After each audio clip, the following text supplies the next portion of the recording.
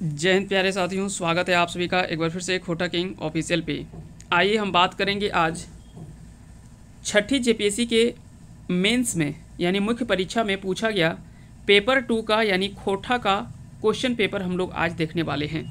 इससे पहले हम लोगों ने 7th जेपीएससी का जो आपका 7th जेपीएससी हुआ था उसका हमने मेंस का पेपर जो है वो देख लिया है, पेपर 2 का है ना, खोटा का उसमें से पेपर हम लोगों ने आज डिस्कस किया था। आगे हम लोग बात करेंगे आज छठी जेपीएससी का, ठीक है। इसके बाद में और भी पेपर के बारे में हम लोग इसके बारे में डिस्कस करने वाले हैं। तो चलिए शुरुआत करते हैं, आते हैं एक एक करके सभी चीज़ों को समझते हुए हम लोग आगे बढ़ेंगे। जैसा हमने पहले बता दिया कि यह 150 अंकों का यह पेपर होता है और इसके लिए आपको कुल जो समय दिया जाता है वो 3 घंटे का समय दिया जाता है। सवाल उठता है कि इनमें से कितने प्रश्न आपको करना होता है, तो ये सारा यहाँ पे निर्देश लिखा हुआ है। कुल आपको 8 प्रश्न पूछे जाते हैं, उनमें से आपको 6 प्रश्नों का आंसर देना होता है, जिसमें से 2 ग्रुपों में बटा होता है ना। एक बटा होता है ग्रुप ए और दूसरा ग्रुप है बी। मान लेते ये 2 ग्रुप है, इसमें से क्या है कि पहला, दूसरा, तीसरा और चौथा, फिर उसी प्रकार से 5वां, 6ठा, 7वां और 8वां, इस तरह से 4 प्रश्न दोनों सेक्शन से बने होते हैं। 4 प्रश्न यहाँ से, 4 प्रश्न यहाँ से। पहला जो क्वेश्चन होता है और 5वां क्वेश्चन जो होता है, ये दोनों का आंसर करना आपको कंपलसरी होता है। इसके अलावे बच गया कितना, 3 यहाँ से और 3 यहाँ से, ये दोनों को मिला करके आपको 4 प्रश्न लिखने होते हैं। क्लियर हो गया? बाकी की ये दोनों कंपलसरी है। क्लियर हो गया? तो ये सारी बातें आपको समझ में आ गया होगा। लेकिन इसके लिए भी एक भी आवश्यक है कि हर ग्रुप से एक और एक्स्ट्रा होना चाहिए, यानी एक कम से कम यहाँ से होना चाहिए और एक यहाँ से भी होना चाहिए। बाकी के आपको 2 प्रश्न और कहीं से भी चुन करके लिख सकते हैं। चलिए आगे बढ़ते हैं। तो वो सारा जो है वो वही निर्देश यहाँ पे सारा चीज़ लिखा हुआ है, आप इसको अच्छे से पढ़ लीजिएगा। इसका PDF हम टेलीग्राम पे डाल देंगे, वहाँ से आप चीज़ों को अच्छे से कर लीजिएगा। बात करते हैं ग्रुप ए के पहले प्रश्नों पे आते हैं हम लोग। सबसे पहला प्रश्न यहाँ पे 7 सवाल दिया हुआ होता है, इसमें से 5 सवालों का आंसर करना होता है। प्रत्येक सवाल जो होता है यहाँ पे 7 अंकों का होता है और 5 प्रश्न है, यानी 35 नंबर का ये सेक्शन होता है। पहला प्रश्न इसका, हर प्रश्न यहाँ पे 7 अंकों का होता है और 5 प्रश्न आपको यहाँ पे करना होता है, ठीक है। यहाँ पे साफ लिखा हुआ कि 7 सवाल में 5 सवाल एक उत्तर दे। सवाल कौन कौन सा है, तो आइए पहले सवाल की ओर आते हैं। पहला सवाल यहाँ पे आपसे पूछा गया है कि खोटा भाषा नामकरण के लिए तैरे डॉक्टर A.K. झा जी के विचार के उखरावा। अब खोटा भाषा के नामकरण को लेकर के है ना, डॉक्टर A.K. झा जी के विचार के उखरावा। तो आखिर में खोटा भाषा का नामकरण जो हुआ है उसके बारे में खोटा के जाने माने साहित्यकार A.K. झा जी ने क्या कहा है। तो आप सभी को पता है कि इन्होंने कहा था कि खोटा शब्द का जो नामकरण हुआ है ना, खोटा का नामकरण हुआ है वो खरोष्ठी लिपि से आया हुआ है ना, खरोष्ठी से आया हुआ है और खरोष्ठी से ही इसका नाम जो वो पड़ा है खोटा पड़ा है। तो इसके बारे में यहाँ पे आपको 5 अंकों का कह सकते हैं 7 अंकों का प्रश्न था, उसके अनुसार से आपको शॉर्ट में लिख देना था। अगला सवाल क्या है कि खोटाक लिपि समस्या पर संक्षेप में आपन विचार दें। खोटा भाषा की लिपि, आप सभी को पता है कि कोई भी भाषा तब तक माना जाता है कि जब उसकी लिपि अपनी लिपि होती है तो वो भाषा जो वो ज़्यादा समृद्ध माना जाता है। ऐसे में खोटा भाषा की लिपि जो वो उसको लेकर के समस्या है। आज भी जो वो खोटा भाषा जो लिखा जाता है वो देवनागरी लिपि में लिखा जाता है ना। खोटा भाषा की कोई अपनी लिपि उस तरह से नहीं है। एक लिपि का आविष्कार किया जा रहा था, लेकिन उसको कह सकते कि साहित्यकारों ने जो वो एक्सेप्ट नहीं किया। एक्सेप्ट नहीं करने के पीछे रीज़न भी था कि पहले तो खोटा को कोई लोग नहीं जान रहे हैं और उसमें से एक नया लिपि अगर थमा दिया जाता तो हो सकता है कि खोटा और दब के रह जाता। तो इसीलिए उस समय जो वो खोटा के नए लिपि को कोई लोगों ने, जितने भी साहित्यकार थे या जितने भी कह सकते कि जानकार व्यक्ति थे, जितने भी साहित्यकार थे, जितने भी बुद्धिजीवी लोग थे, वो सभी ने क्या बोला कि अभी फ़िलहाल में जो खोटा का नया लिपि अगर हम किसी को थमाते हैं तो उनके दिमाग में बहुत कुछ चलने लगेगा कि पहले तो हम खोटा नहीं समझ पा रहे हैं और नया ऊपर से एक और नया लिपि, कम से कम खोटा तो समझ लें, उसके बाद फिर नया लिपि में लिखने का प्रयास किया जाएगा। तो ये एक समस्या बना हुआ, ये उसी को लेकर के यहाँ पे आपको कुछ कुछ चीज़ें बताना था। अगला सवाल क्या है कि खोटा भाषा के विकास के कथा संक्षेप लिखा। बस यही सवाल सेम 7th जेपीएससी में हूबहू रिपीट कर दिया गया है। तो कुछ ऐसे प्रश्न हैं जो कि छठा जेपीएससी से उठा करके हूबहू ले जाकर के 7th जेपीएससी में कॉपी पेस्ट कर दिया गया है। ठीक उसी प्रकार से यहाँ से भी खोटा साहित्य के काल विभाजन में भाषा साहित्य के विद्वान के मत के उजागर करा। यह भी सवाल जो वो रिपीटेड सवाल है, ये भी 7th जेपीएससी में पूछा गया सवाल है। संज्ञा के माने और ओकर भेद उखरावा, यह भी सवाल 7th जेपीएससी में पूछा गया है। अगर आपको नहीं पता है या तो आपको लगता है कि डाउट है, तो आप 7th जेपीएससी का क्वेश्चन पेपर उठाइए। हमने आज ही उसका पेपर आपको बताया था और दिखाया भी है कि उसमें से कैसे प्रश्न पूछे गए। तो हूबहू एकदम कॉपी है, एकदम रिपीटेड सवाल पूछा गया है, तो आप चीज़ों को समझ सकते हैं अच्छे से। उसके बाद है सर्वनाम के माने बतावा और ओकर भेद गिनावा। तो 7th जेपीएससी में पूछा था विशेषण, 7th जेपीएससी में विशेषण पूछा है, और यहाँ पे क्या है, सर्वनाम पूछा है। संज्ञा तो रिपीट किया, दोनों जगह पूछ दिया है। ठीक उसी प्रकार से एक सवाल और रिपीट किया है, खोटा गीते के विकास में सुकुमार जी के योगदान के बखान करा। तो देखिए कितना सवाल रिपीट किया है, हम आपको बता देते हैं। खोटा भाषा के विकास के, खोटा साहित्य का काल विभाजन, संज्ञा के माने बतावा, और खोटा गीते के विकास में सुकुमार जी के योगदान। ये 4 सवाल जो वो 7th जेपीएससी में रिपीट किया है। आपको अजीब लगेगा सुन करके कि क्या ऐसा भी होता है क्या, तो बिल्कुल हाँ, ये सारे सवाल जो वो रिपीटेड हैं, ये सारे सवाल जो वो रिपीट किया हुआ है, 4 सवाल यहाँ से। उसके अगला सवाल जो पूछा गया है वो है, यहाँ पे 7 सवाल दे रखा है, इसमें से आपको 5 सवालों का आंसर करना था। क्लियर हो गया? चलिए आगे बढ़ते हैं। अगला सवाल क्या है? अगला सवाल कि खोटा कारक के माने बतावा और ओकर भेद के पढ़तर देके उखरावा। तो खोटा का कारक का अर्थ आपको पता है, कारक किसे कहते हैं? जो कार्य करने वाला। मुख्य रूप में अगर एक लाइन में बताना हो कि कारक किसे कहते हैं, कार्य करने वाला, वही तो कारक होता है। कारक के कुल 8 भेद होते हैं। 8 भेद आप सभी को पता है, कर्ता कारक, कर्म कारक, करण कारक, अपादान कारक, संप्रदान, संबोधन, संबंध कारक, ये सभी चीज़ें आपको पता है पहले से। अधिकरण होता है, तो ये 8 कारक के भेद होते हैं। तो ये सभी बता देना था कि पहले कारक होता क्या है और उसके 8 भेद के बारे में बता देना था। एक चाहे तो आप एग्जाम्पल दे देते सबका।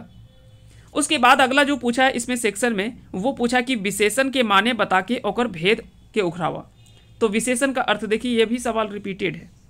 वहाँ पे 7 नंबर में सवाल पूछा है, यहाँ पे 10 नंबर में पूछा है, लेकिन सवाल हूबहू रिपीटेड है।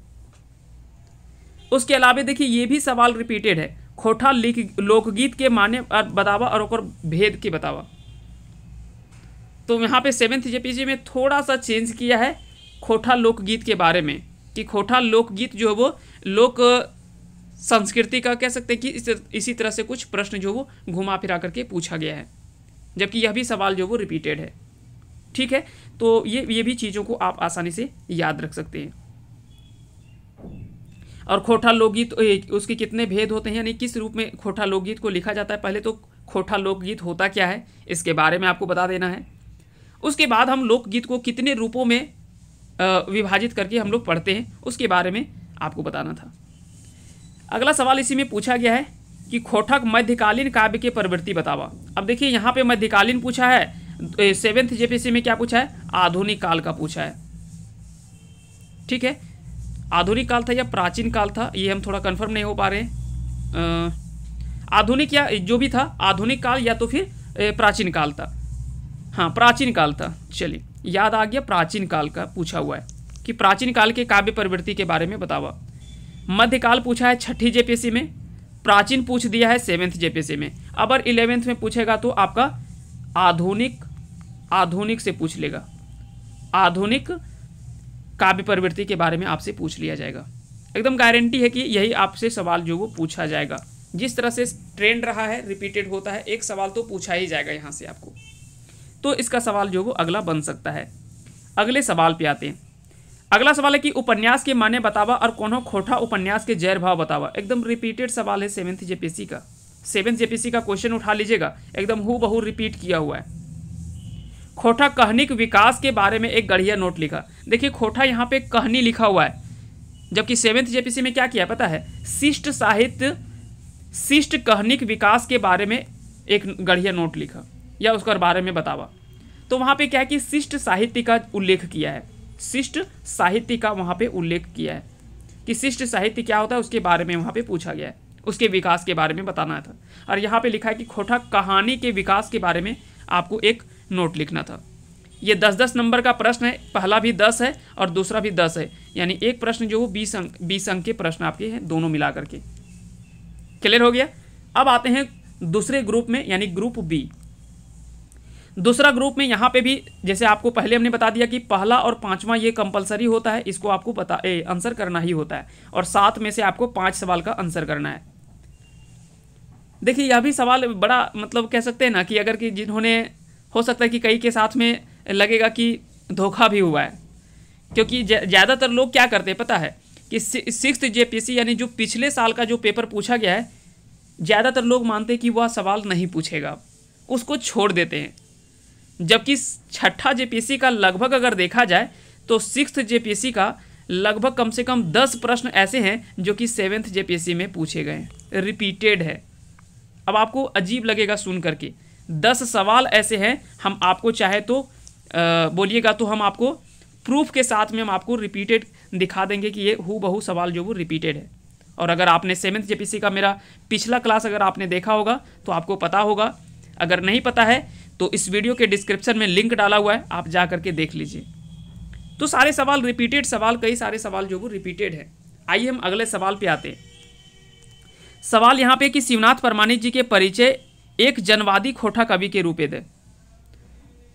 तो यहाँ पे पूछा गया कि शिवनाथ परमाणिक जी के परिचय एक जनवादी खोटा कवि के रूप में दे।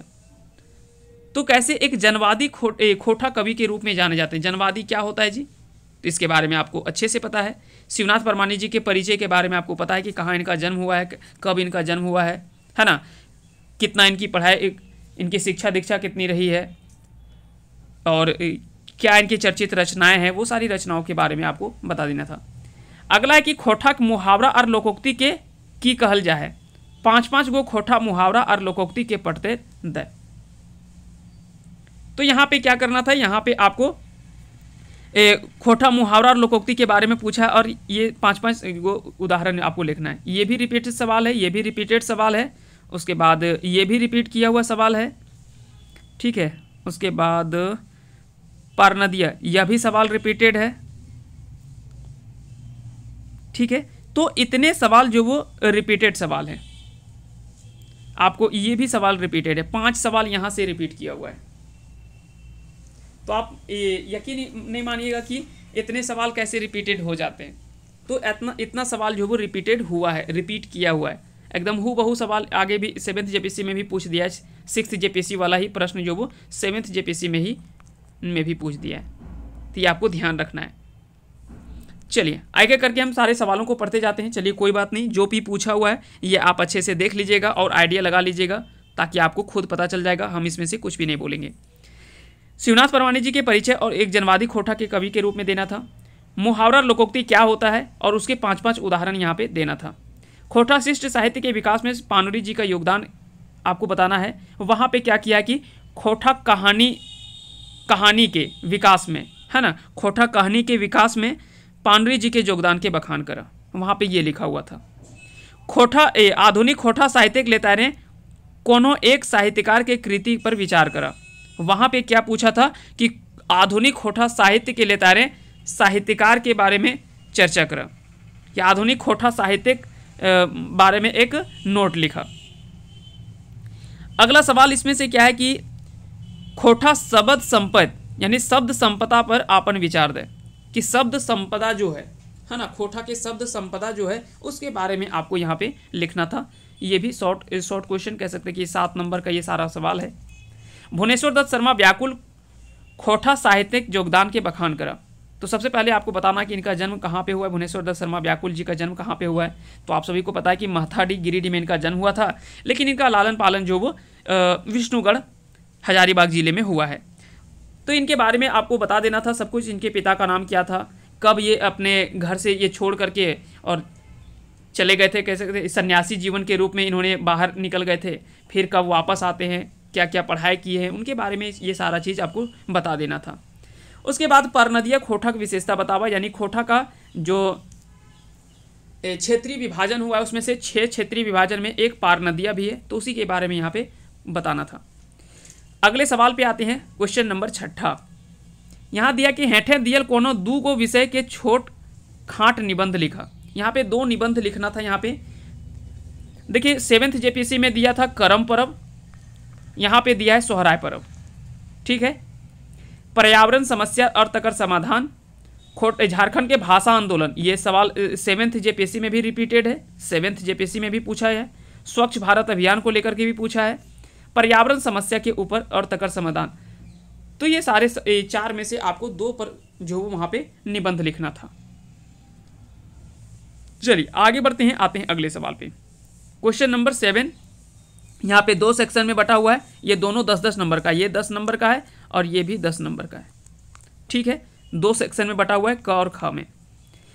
पहला दिया कि हेठे दियल गैदे उचित शीर्षक के दे करके और खाट कूट यानी संक्षेपण करना है। तो संक्षेपण के बारे में हमने पहले बता दिया है कि संक्षिप्त उसको लिख करके एक उसका कोई उचित शीर्षक देना कि आखिर में इसका अगर हम लोग शीर्षक लिखते तो क्या लिखते, है ना। जैसे ऊपर में मान लीजिए निबंध लिखने दिया है सोहराय, तो मान लीजिए हम लोग क्या है कि सोहराय परब।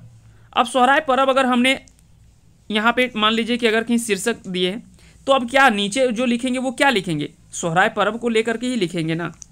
तो वही यहाँ पे क्या है कि यहाँ पे लिखा हुआ है, उल्टा आपको करना है। ये सारा चीज़ लिखा हुआ है, अब यहाँ से आपको एक शीर्षक छांटना है कि इसका शीर्षक अगर हमको लिखना हो तो क्या लिखेंगे, तो वो सारा चीज़ करना है। और इसका संक्षेपण करना यानी इसको शॉर्ट में आपको लिखना है।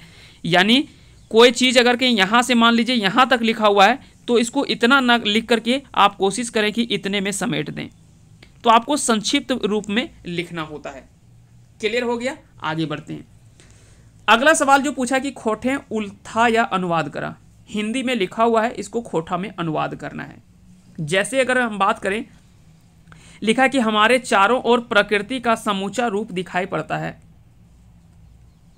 तो यहाँ पे खोटा में लिख सकते थे कि हमने चारों बाटें प्रकृति के समूचे रूप दिखाए पड़े हैं या महसूस हवो है।